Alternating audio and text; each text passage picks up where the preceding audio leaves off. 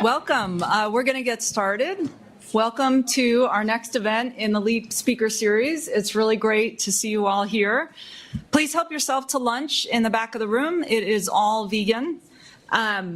We wanted to start with a thank you to our co-sponsors, the Yale Animal Law Society, the Yale Environmental Law Association, and the Yale Sustainable Food Program. Thank you so much. Please be aware that this event is being recorded. It is so wonderful to be hosting Chris Green today. He's going to speak to us about creative avenues, so beyond traditional legislation and regulation, that animal advocates have successfully utilized in the past. And Chris is the perfect person to talk to us about this. What did you say? I'm sure that sentence, I'm just kidding. Yeah. I have been known to refer to Chris as Mr. Animal Law. Folks talk about Chris as being the greatest human connector in the animal protection movement.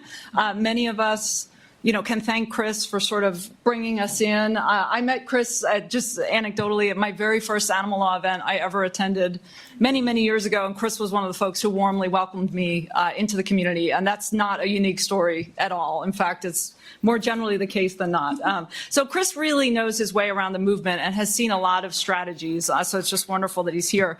I want to get right into it, but just to give you a very brief sense of Chris. Chris was the inaugural director of the Brooks McCormick Jr. Animal Law and Policy Program at Harvard Law School, and anyone who has watched that program grow knows that it just grew exponentially and so much creativity and success under Chris's leadership. Very pleased to share that Chris is the newest executive director of the Animal Legal Defense Fund, which is the key animal law nonprofit in this country. So it's just really wonderful to have you in that role, and folks are so excited about next steps for that organization. Chris is also a leader in the American Bar Association animal law committees, where he has received the Excellence in the Advancement of Animal Law Award in recognition of his contributions.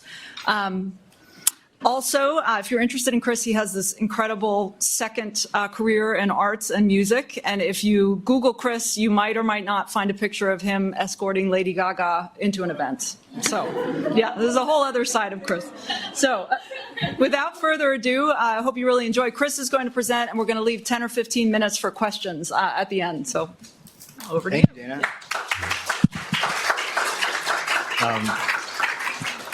It's one of my favorite two truths and a lie to throw out there that, yeah, in 2013 I spent a Halloween with a completely naked Lady Gaga in London, but that's a separate story. We were filming for something.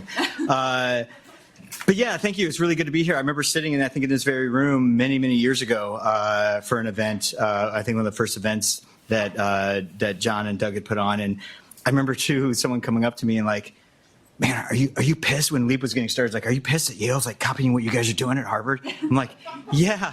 I'm furious that one of the most prestigious academic institutions in the world is devoting their time, energy, resources, and name, and you have a brilliant mind like Doug Kaiser and wonderful people like Viveka and Lori and John and now Daina coming here to like really foster this about this issue that we all care so much. I've devoted my life to. So yeah, that infuriates me that this is even happening. I'm a motor mouth. I also am known for trying to always fit 10 pounds of you name it into a 5-pound bag. And so I've got a lot to convey here. And usually I've given versions of this talk that are a lot longer. So, put your seatbelts on. I'm going to be blazing through a bunch, and we'll have time for some questions afterwards. And hopefully I'll set a new personal best. So with that, I will jump right into it. A little bit more about my own background that wasn't covered on my resume. So for the last 25 years, I've managed an Illinois farm that's remained in my family for 186 years now.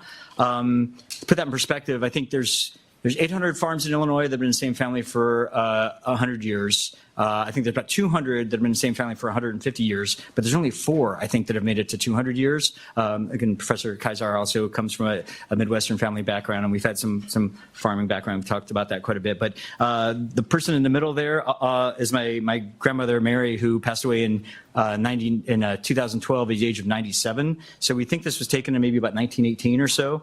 And next to her, the little baby is my great-uncle Charlie.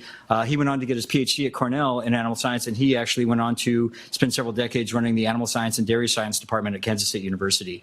All 3 of them also attended the University of Illinois, as did myself, like 4th generation, so that's some fun circularity as well. But I'm going to do a little quick thought experiment. We've got some food back there.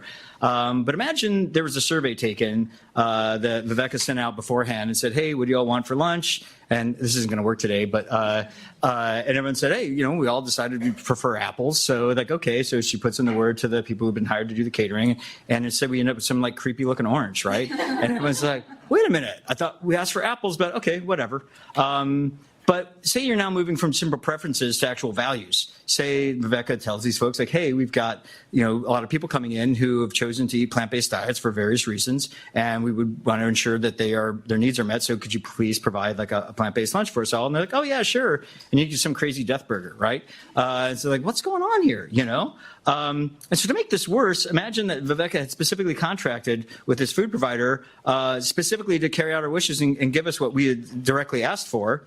And then when she finds out later, like, well, wait a minute, in addition to being paid by Leap, this person was also being paid by the orange and burger industries to push those products on us, even though we paid for something else. Like, you'd be like fierce and like, you're fired, right? Welcome to the legislative process. So that's pretty much exactly what it is. They always say like one should not learn how see how laws and sausages are made. I think it was Churchill who first said that, but I can't remember. But I feel the exact opposite. Everyone should do everything they can to see exactly how their laws and exactly how their sausages are made. So you then will either take a more active role in your governance or, understand the implications of the dietary choices that you make. I didn't pick that 94% number out of the air. So according to the ASPCA, 94% of Americans feel that animals raised for food on farms deserve to be free from abuse and cruelty. Can you think of a single other issue in American politics right now that you could get 94% agreement on? I mean, I don't think you could get 94% agreement on the color of the sky these days in Congress, but that's pretty great. Like, okay, well, the function of governance and the function of the legislature is to take this public sentiment and channel it and hammer it into law, right? So this is awesome news, 94%, great. We must have all these amazing laws for farmed animals, right? No, the exact opposite. Most animals raised for food or fiber have no protections. They're categorically exempted from the Federal Animal Welfare Act. And at the state level, I think 27 states either categorically exempt farmed animals or exempt what's called usual and customary farming practices, which basically says, hey, if everyone's doing it, it must be okay. So, imagine that were applied to environmental law. It's like, oh, we're all dumping oil in the Gulf, so it's got to be okay, right? And so in addition to this, not having sort of things on offense, but animal advocates have to play defense quite a bit with like ag gags and right to farm, right to harm laws. So we have to spend time, energy, and resources kind of even just holding the line where it is for farmed animals. Interestingly, there has been quite a bit of legislative progress on other fronts when it comes to animal protection issues. I'm now back at ALDF, and this is our state rankings. I'm okay with the fact that Illinois was #1 for like the first 20 years, and now we've slipped to #3, but we're working on it. But it just shows you, I have an audio recording of this. I wish I had video. But Kentucky used to be dead last. And when I was doing legislative work at ALDF back in 2014, we were trying to get a bare minimum. I mean, I think Kentucky, it's most places like food, water, shelter, vet care. Kentucky stopped at water. They were just trying to get a bill that you had to provide shelter for animals, and we were kind of using the rankings to push that. And the Kentucky Houndsman had a meeting, and the head of the group saying, "You might have heard that there's out there people saying that Kentucky's dead last when it comes to animal welfare legislation. Like, just want you to know, we intend to keep it that way." Like it was like a point of honor for him. So anyway. But some examples. So animal cruelty and fighting, you see back in 85, the year I graduated from high school, there was only a few states that had this going. But there you are, just 30 years later, almost every state in the country had felony dogfighting, cockfighting, and cruelty laws. That's pretty incredible. I mean, that's a pretty amazing impact for only 30 years. Similarly with keeping wild animals as pets, something we worked on in the ABA together. We got a great resolution passed on dangerous wild animal ownership. Again, you see like 2003, a handful of there, but 12 years later, there's only 4 states now that don't. I mean, that's pretty incredible and a pretty major issue. However, even in progressive states like Massachusetts, it's very difficult to pass legislation when there's, certain segments of the economy that profit from the way things are. And courts tend to give, as you all know in law school, like legislatures and agencies, a pretty wide berth and make it even harder to challenge us. Hunting is a really odd, very small percentage of Americans engage in hunting, but legislators treat them as some like rural voter archetype that they can never cross. I mean, it's remarkable the power that they have. Also, a great lesson is that they're just extremely well organized. In the California legislature, you saw this like crazy. Whenever there's any honey, but they would all show up. They'd all be wearing orange. I mean, it was like when you're even no matter how you feel, like, there's actual like just interpersonal dynamics. You're in a legislative hearing and you're sitting up there as a legislator on this stage in this committee hearing, and you look out and you just see this sea of orange in front of you. It's really hard to like decide something against the interests of those people. Again, more Americans go bird watching than hunt, but yet they still have this massive power in legislatures. And relevantly, in Massachusetts, we were trying to get a bill through to ban certain types of extreme confinement for agricultural animals, and we had really consistent polling showing that 80% of Massachusetts voters wanted this passed.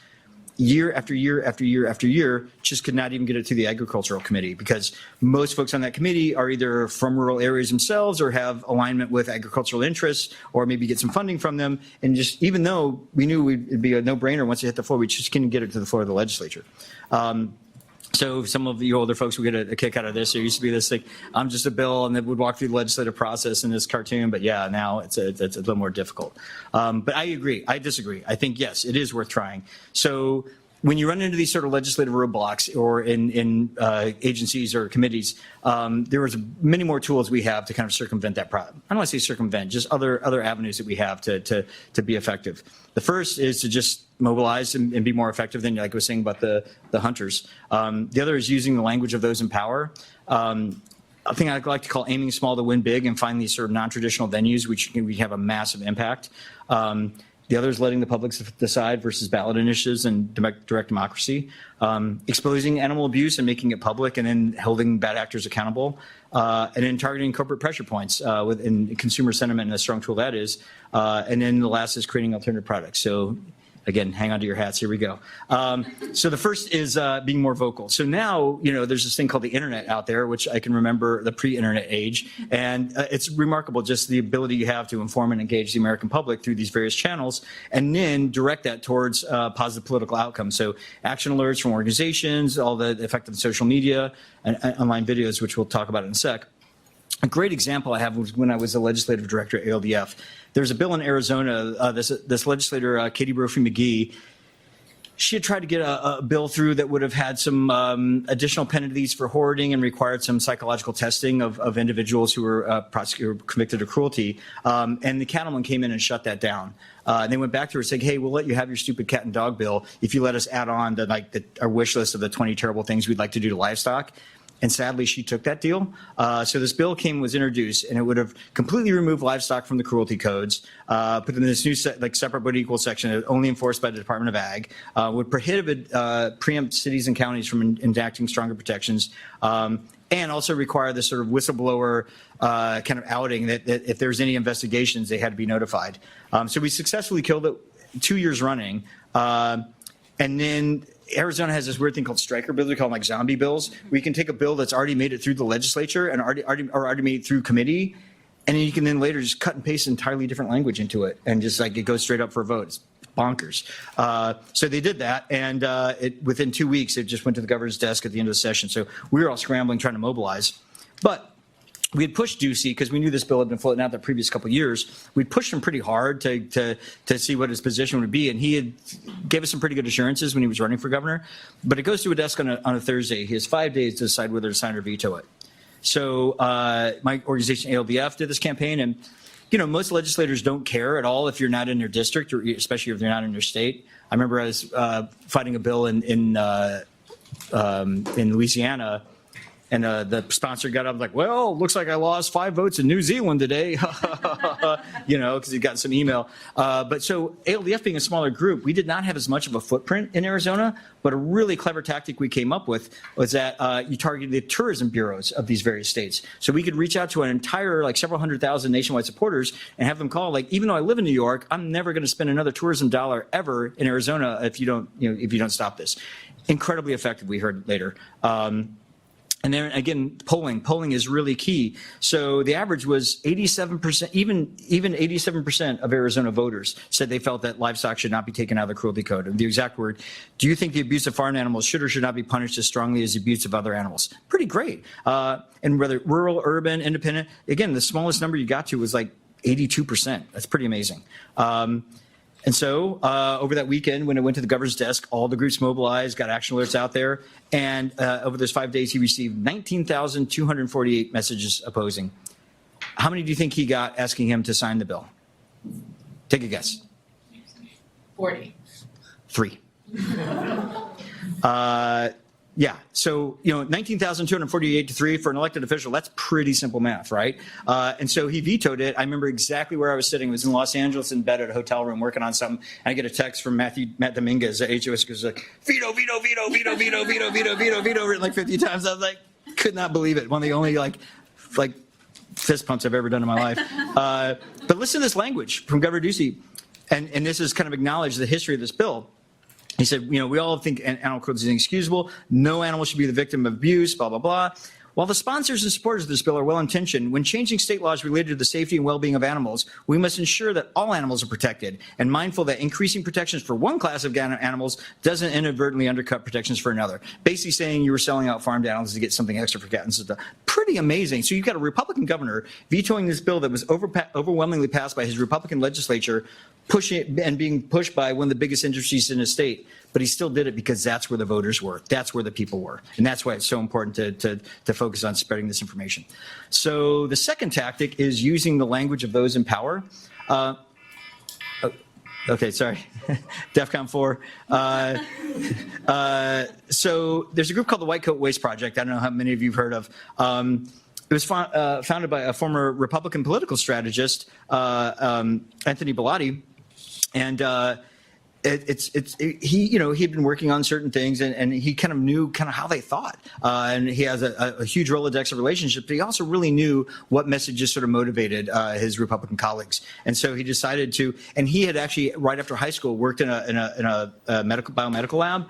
And it just horrified him, and he just committed himself that when at some point he would pivot his life to try and do something about it. So in 2016, when Republicans took control of both chambers of Congress and had the presidency, and we could argue the Supreme Court, he decided, okay, now's my time.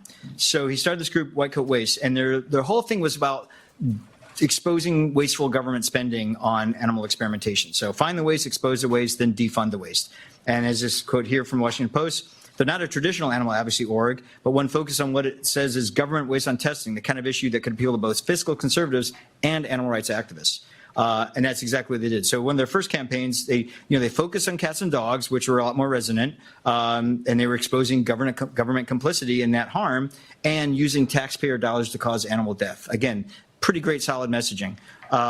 And so when their first tests, again, they were a 4-person organization at this time, and they took on the VA, one of the largest government agencies there is, second largest actually. And there was this, they were doing all these medical experiments on dogs. I later served on a National Academies Committee assessing whether the VA should continue doing biomedical research on dogs and funding it, and the answer kind of came back no. But anyway, so yeah. I mean, this 4-person organization goes up against the VA, and they cave. And Representative Dave Bratt, Republican from Virginia, where one of these major labs was, the quote he says, "These dog testing experiments are consuming limited taxpayer dollars, medical staff time, and office space that could be better utilized to deliver health care to veterans. VA's first priority should be caring for our veterans, not harming man's best friend." Pretty great messaging. So they're like, okay, let's go after another. We'll pick the USDA, right? And the USDA was doing these terrible experiments where they were going into live animal markets in Asia and into shelters, cat and dog shelters in Brazil, acquiring all these animals, killing them, and then sending body parts back up to the U.S. to be fed to cats as anyway. So this gets exposed again. Apart from the problem with that, there's actually a risk. If you're really trying to study this disease, why are you then intentionally importing this diseased tissue into the United States? In just 2 weeks, the USDA caved. And they have annual budget of $141 million. And again, this little 4-person organization, but they were just so effective at putting these issues in front of the media and getting members of Congress on their side. So anyway, so we're like, okay, fine. We've already taken on 2 of the biggest agencies. Let's go after EPA now. Look at this EPA sucks campaign. And the reason for the name of that is they were forcing these poor rabbits to suck in and inhale all these diesel fumes in this test. So not only did they get them to stop that and say stop those experiments, but the EPA said they're not going to do any more animal testing by 2035. and then put up over $4 million to develop alternative methods to animal testing and research.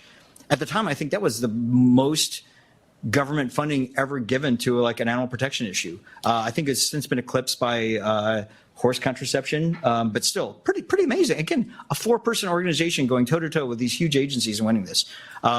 And so one thing that's really important to see, like, well, the Republicans, people think of animal issues as having some sort of partisan political valence, but the truth is sort of the opposite. So HSUS, Humane Society of the United States, where John Lovren works as well, they have this Humane Voter Scorecard where they look at, people's members' votings on these different issues. So guess who was the #1 most humane voter for year after year after year after year? I'll give you a hint. They were in the Senate. Anyone? Bueller? Anyone? Anyone? Rick Santorum. Yeah. So not only did he vote these ways, but John Lovren's partner, Nancy Perry, she had been the legislative director at HSUS for about 16 years, and now she's been at the ASPCA doing that for about 10. She said, not only did he vote this way, but some of the most substantive conversations she's had with any legislator were with Rick Santorum. Like, he really, his whole religiosity and sanctity of life and all of God's creatures, he really walked that walk. So it just lets you know you can't really make any assumptions on people's sort of political leanings. My shorthand for that is like skinheads love their dogs just as much as hippies. I mean, that's pretty much the truth. So the third strategy I'm going to talk about is aiming small to win big. And these are a couple things that I was actually actively involved in myself. It's a really fun case studies. So again, when you run into these roadblocks, you kind of look for other places you might go. So two cases we're going to look at: circuses and marine mammals. So the first is banning bullhooks. So I'm sure, just in case you all don't know what bullhooks are, they're these two-pronged device that is used to target all these various really painful parts on an elephant's body to kind of get them to do what you want them to do. Because elephants are multi-ton beings that could easily kill you. And so the only way there's possible to have them in open contact is to have one of these weapons around to control them. And you think, well, that's huge elephant, what's that little poker going to stop? But here's how they train them. So look at this poor baby. It's got that poker just jammed into its back there, ropes around each leg, yanking it out. And so they from very start, they build this fear into them of these devices, so that later in life they only have to brandish the device and show it to them in order to get the elephant to cower in fear and do what they want. And there's a quote from this article saying, all of Ringling's elephants outwardly wear the scars of the physical and emotional suffering they endured. So we thought, let's try and do this death of 1,000 paper cut strategy, whereas we can go to the municipalities, go to these cities, and get them to say, well, you can't bring the elephants to this city or that city. So we started on the West Coast. The idea was going to go up the West Coast and kind of make it painful enough that maybe Ringling would just at least not bring the elephants all the way to the West Coast, because there's only a couple stops in between. So we go to LA, and look at this, unanimous vote banning the use of bullhooks. And again, we're like, hey, we're not banning elephants. We're not banning circuses from the elephants. We're just saying you can't beat them with weapons while they're here in Los Angeles. And who's going to argue against that, right? So, okay, going up the coastline, next stop was Oakland. So December 10th, this was literally like 5 days before I had open heart surgery. I think it was actually on the 16th. And so I drove down here to testify as like one last act, not last act before the surgery, thankfully.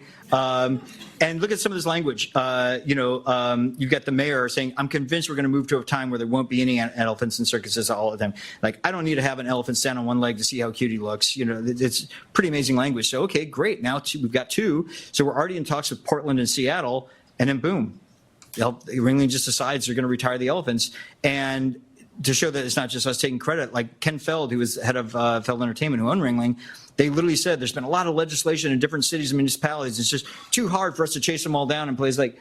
So it actually only took 2 of these paper cuts. I knew activists who didn't think they would see this in their lifetime, let alone it just took 2 little municipal ordinances to actually, and it went further because then Ringling decided to fold altogether after 146 years, saying high operation costs and drop in revenue. I mean, that is just remarkable. Again, after 2 little municipal ordinances.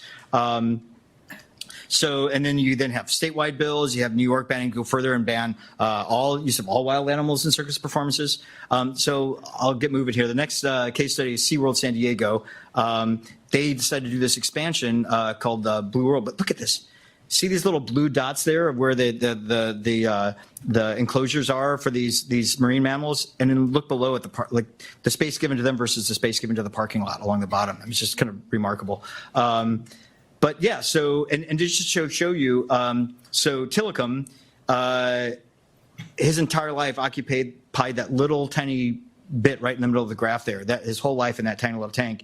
And you see the rest of the graph is just another tracked orca and what it just did on one dive, how much more able it is to sort of travel and express itself. So this Blue World project would have it's a pretty smart move.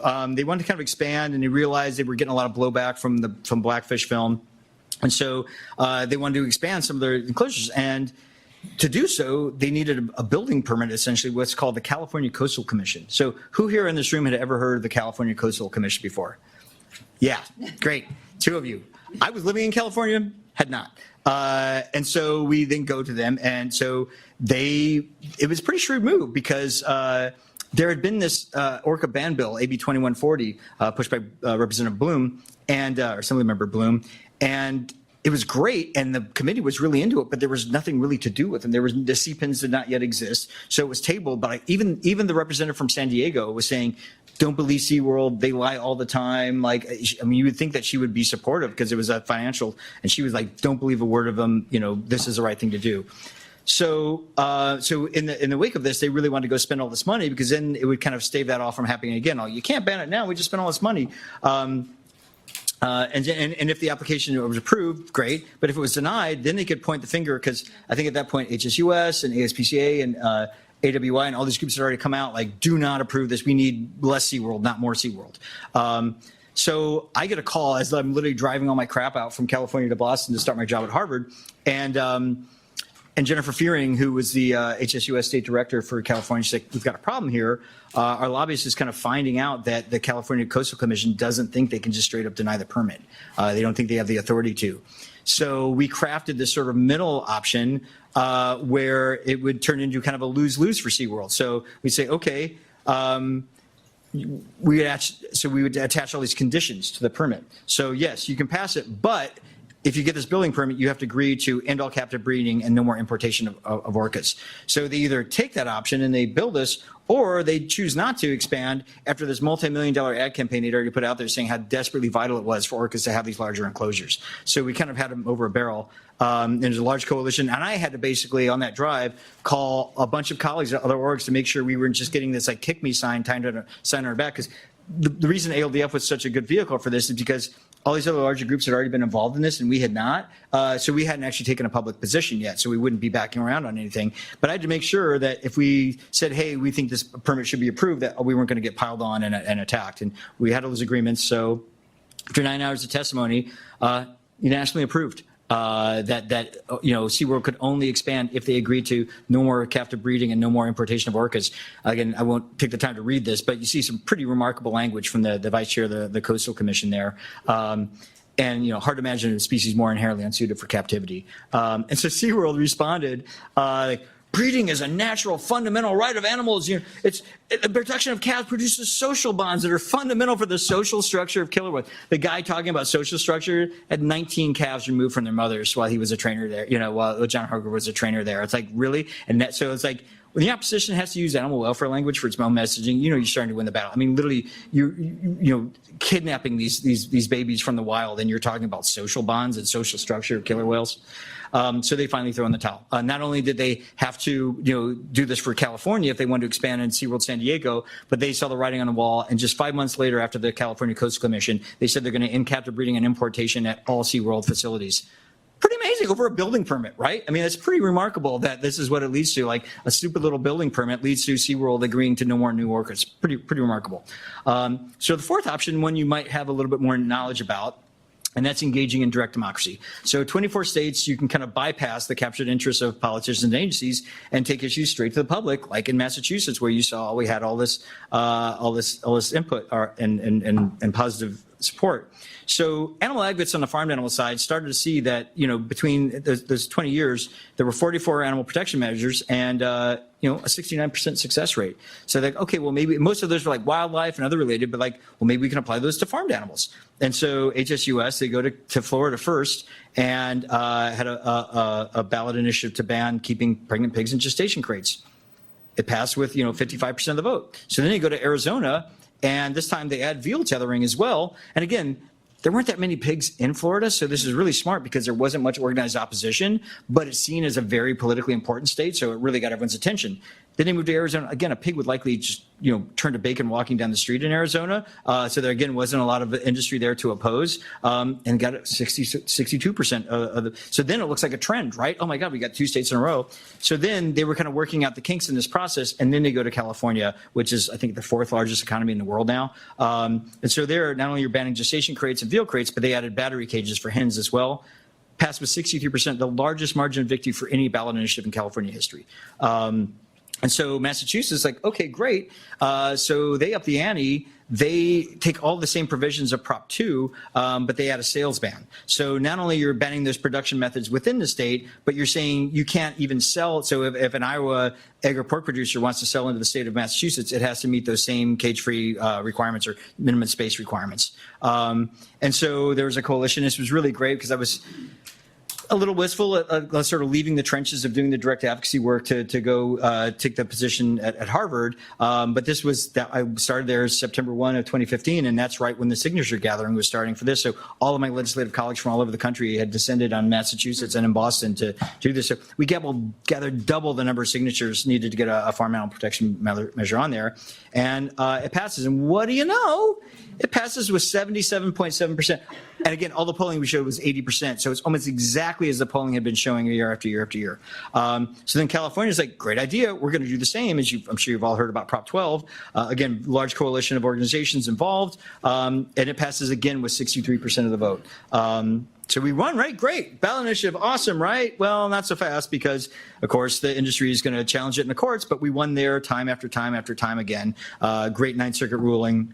As well. Even the Supreme Court agreed not to hear one of the challenges there. So, but then the Supreme Court does decide to take the case. And so they granted cert in March of 22. And so then it became this full court press. So when I was still at Harvard, we put a report out about what the negative implications could be if the Supreme Court decided what we felt was the wrong way. And the 68-page report. And then the day before the argument, a great thing about being in these rarefied atmospheres, I got to help draft this op-ed with Larry Tribe and one of our fellows, Kelsey Eberly. It came out on Larry Tribe's birthday, the day before his 80th birthday, the day before oral argument. And he himself had taught constitutional law to 3 of the sitting U.S. Supreme Court justices, so kind of cool that it might have had an impact. Total aside, but so we were standing outside the Supreme Court, and I was pretty pissed because I thought of a really great argument, like right as this was getting published. And so I would text it to Professor Tribe, and it's like, man, I just saw this great markets argument. And he's like, wow, that's a real good one. But, we had enough in there, and we're probably fine. So as we're standing outside the Supreme Court during our argument, I get a text, and we're all listening on our phones. I'm standing with Kitty Block, the president of HSUS, and I get a text on my phone, and it's Larry Tribe saying, he's like, Gorsuch just made exactly your markets argument. And he's got the emoji with the sunglasses on him. So then, amazingly, I text back and whatever, and there's some GW law students around that's the Larry Tribe, I'm showing it to people. And so he then starts live texting me his commentary on the oral arguments as they're happening. It was just such a once in a lifetime, pretty remarkable thing as he's critiquing the arguments as they're happening in real time. Anyway, so as we all now, we end up winning this, and it's a huge, huge victory. And people talk a lot about it being a 5-4 decision, but actually on the actual constitutionality question, it was 9-0. There was not one of the Supreme Court justices that actually questioned whether it was constitutional for the state of California to implement health, safety, and welfare restrictions. So again, we won, right? Awesome, cool. Even the U.S. Supreme Court says it's awesome. Well, no. So now they're trying to, with the EATS Act, trying to challenge this and overturn it legislatively. So HSUS, you see clowns like me to get to go to the U.S. Senate and kind of testify and talk to staffers and kind of educate them about these issues. And so, again, showing the power that academic institutions can bring to these issues. We did a report in 2018 when the the previous version of this was the King Amendment. That was trying to nullify Prop 2. And so we put out this report, and we'd heard from some animal advocates that they felt that the animal welfare arguments had gotten pretty much as far as they could and might not get it over the line. At that point, the King Amendment had made it into the House version, but not the Senate version. So everything goes into conference committee, which is such a total black box. And so we basically put this report out with Ann Linder, who had worked with Daina prior at IFAW. And we identified over 3,200 state and local laws that could be overturned and nullified by the King Amendment because the language was just so broad. The definition of agricultural product included everything from like tennis shoes to cigarettes to whatever. And so we were told that actually this was the key. One of our students who worked on this went on to work for the Senate Ag Committee that summer and was told directly that they felt that this was the thing that really helped get the King Amendment knocked out on conference. So still, yes, it does look sort of good. We've been told that the EATS Act as written is likely dead. There's still moves to try and do something. There was work for a little while trying to get a funding bill that would have just provided funding for producers to convert to Prop 12 compliance, but even the pork producers are not interested in that, so we'll see what happens. So the fifth strategy is undercover investigation, so exposing animal cruelty and holding abusers accountable. So I'm sure many of you are aware of undercover investigations and how effective they are to showing people like what's actually happening in these places. There's an interesting stat that 46% of those who switch to a vegan or vegetarian diet said that online videos played a role in their decision. Whether that's investigation videos or sort of like how-to cooking videos or something, it's still pretty noteworthy. In Kansas State, where my great uncle Charlie ran the animal science department for a while, you see this article: as a whole, media attention to animal welfare has significant negative effects on U.S. meat demand. And here's another quote from there: increasing media attention to animal welfare issues triggers consumers to purchase less meat rather than reallocating expenditures across competing meats. So there's a lot of concern here with people focused on the climate impact of beef, that they're just going to start eating more chicken, and to get the same sort of pound of meat, that's a lot more individuals that are suffering, from an individual point of view. And so you see AG's disdain of transparency. So there's a contemporary issues in animal agriculture textbook. And the professor said, one of the best things modern animal agriculture has going for it is that most people haven't a clue how animals are raised and processed. For modern animal ag, the less the consumer knows about what's happening before the meat hits the plate, the better.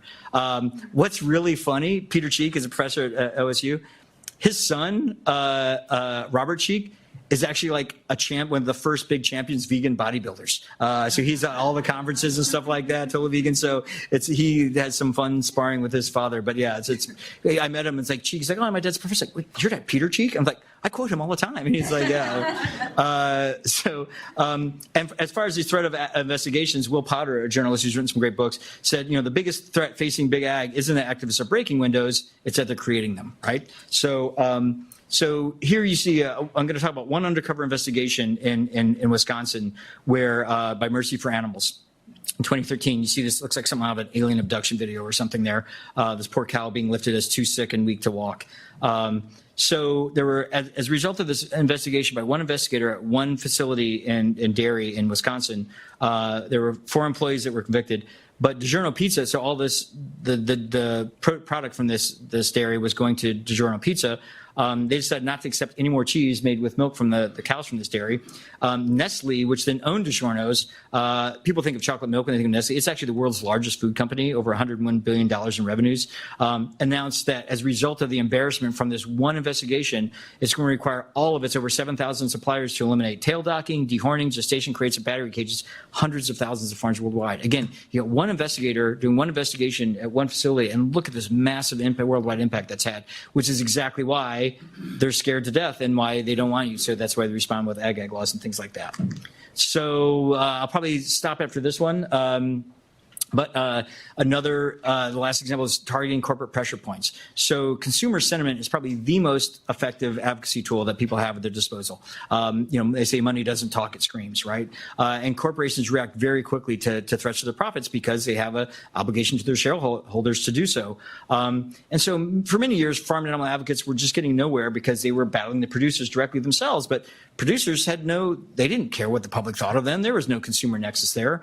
It was always one of the most, I remember someone saying this whole big pie chart, and there was like this tiny little sliver, and this person saying, you see that tiny little sliver? That's everything. When you talk about the number of animals involved, that's everything everyone else has been talking about at this conference for the last 3 days. Everything else is farmed animals. Again, like I said, there's no consumer nexus. So advocates got smart in the mid-2000s and actually started targeting retailers, which do have a consumer nexus. So restaurants, grocery stores, and food service providers like Sodexo and Marriott and some of these larger ones. And he started this cage-free campaign. And it's incredibly successful. So McDonald's commits to go cage-free by 2020, and that involved $2 billion eggs just in the US and Canada, directly improving the lives of 8 million hens. Next day, Hickman Eggs followed suit, and they're a 2 million hen operation, followed by the third largest. And again, these are all producers like, there's no possible way we can ever go cage-free. It's going to be economically infeasible. But as soon as McDonald's said, hey, we're going to go buy only cage-free eggs, they're all like falling all over themselves because they want the McDonald's contract, right? And what do you know? They're all able to convert pretty quickly. These are all the different places that have made such commitments so far.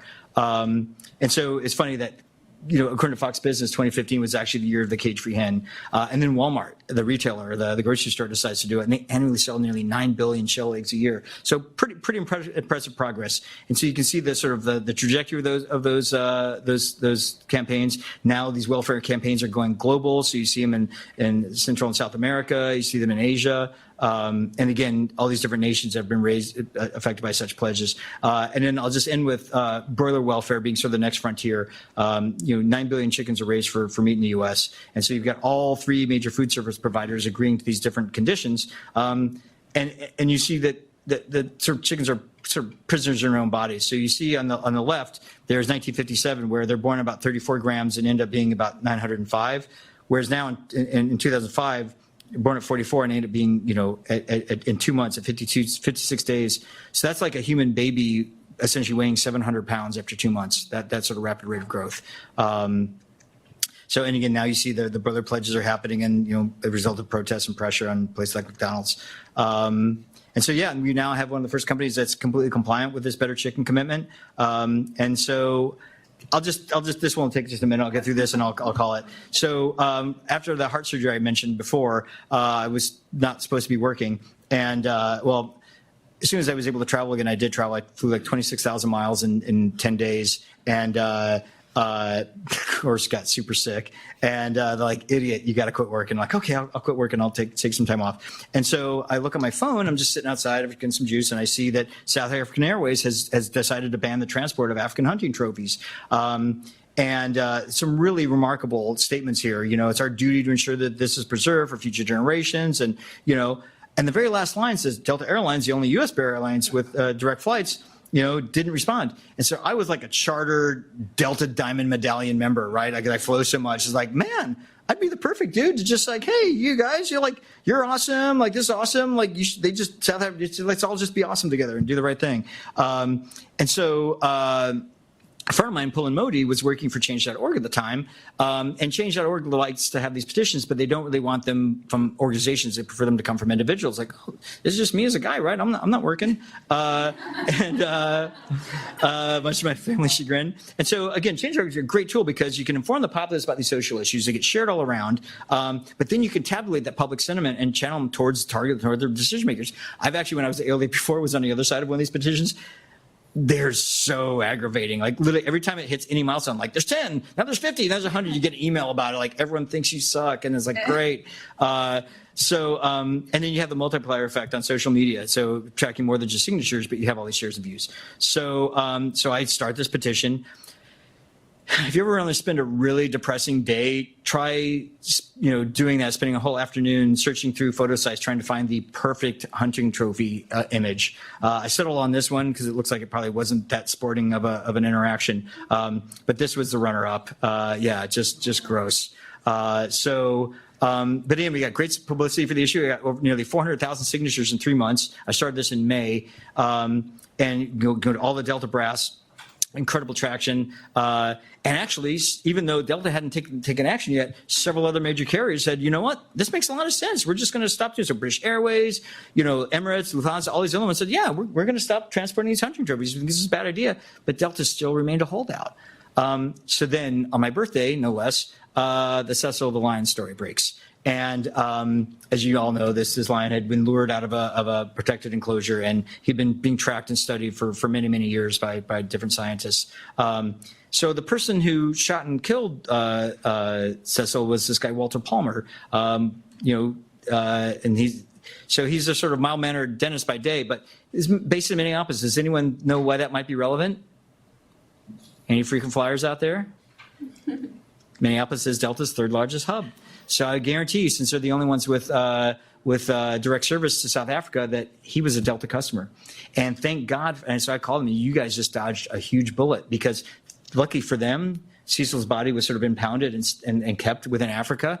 But can you imagine, I said to them, like, I mean, people called it Cecil fatigue. There were so many stories about Cecil line. You can imagine if the second line of each of those articles was, yeah, and Delta Airlines transported Cecil's butchered, poached body back to the U.S. from Africa, despite having 400,000 people telling them in a petition to not do that. And so, yeah, they saw the light. And shortly thereafter, on August 3rd, Delta, we got, again, the second time in my life where I've probably done a fist pump, Pullen Modi texted me, he's like, check your email, check your email, check your email. And Delta gave us a heads up this was coming so we could get our kind of press strategy together. And then the very next day, on my grandmother's birthday, the other three major airlines came along. What was interesting about this, because this not only was the fourth, so not only did we get the news about Delta, but that also was the very same day that the first ag-gag law in Idaho's ag-gag law was the first victory. So that got struck down on the very same day. So it was a pretty fun, busy comms day for ALDF that week. So I'll stop there. And also, again, as a result of this, you get all sorts of opportunities for national press and things like that and going on and talking. So again, it's just a great way of spreading the idea. So I'll stop there. But thank you.